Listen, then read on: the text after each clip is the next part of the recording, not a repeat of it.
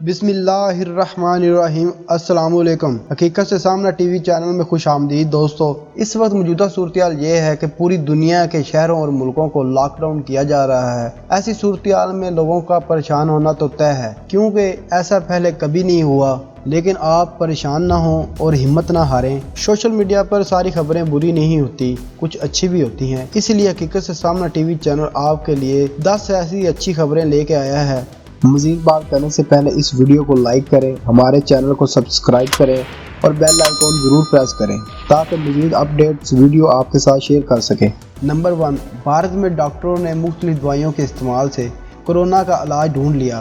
دلی میں 70 جنگ ہسپتال میں سے 10 مریض کورونا وائرس سے صحتیاب ہو گئے ہیں۔ ڈاکٹر یہ دوائی پوری دنیا میں کورونا کے علاج میں استعمال کرنے کی تجویز دے رہے ہیں۔ نمبر 2، کہا جا رہا ہے کہ بزرگ افراد میں کورونا وائرس کی تشخیص ہو جائے تو اس کا بچنا مشکل ہو جاتا ہے۔ تاہم چین کی 103 سالہ خاتون نے کورونا کو بھی مات دے دی۔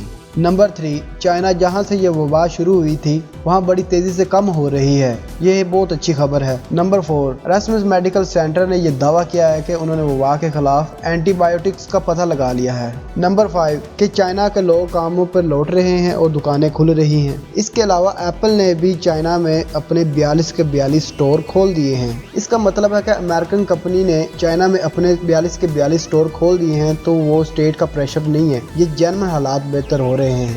نمبر 6، نیو جرسی کے کلیولینڈ سینٹر نے ایک ایسا ٹیسٹ تیار کیا ہے جو کہ گھنٹوں میں آپ کو رزلٹ دے دے گا۔ اس کے لیے آپ کو 1 دن یا 2 دن کا انتظار نہیں کرنا پڑے گا۔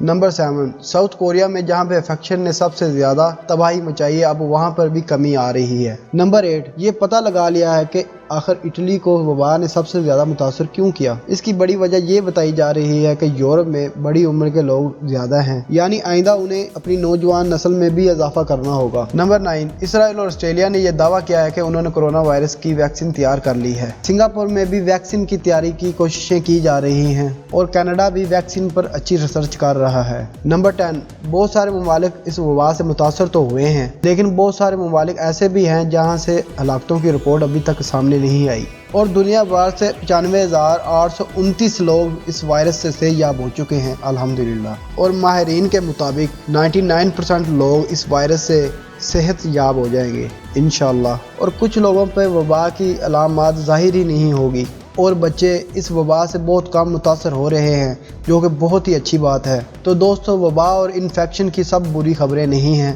اچھی خبریں بھی ہیں۔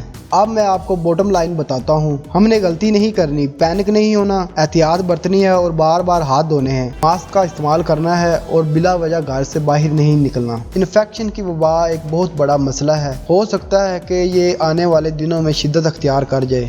وہ لوگ جو اس انفیکشن کا شکار ہوئے اور وہ لوگ جو اس سے بچے ہوئے ہیں یا اس سے بچنے کی کوشش کر رہے ہیں ان پر آزمائش کا وقت ہے۔ تو دوستو، ہمیں اس برے وقت میں امید نہیں چھوڑنی، ہمت سے کام لینا ہے اور اللہ پر بھروسہ رکھنا ہے۔ انشاءاللہ یہ برا وقت بھی ٹل جائے گا۔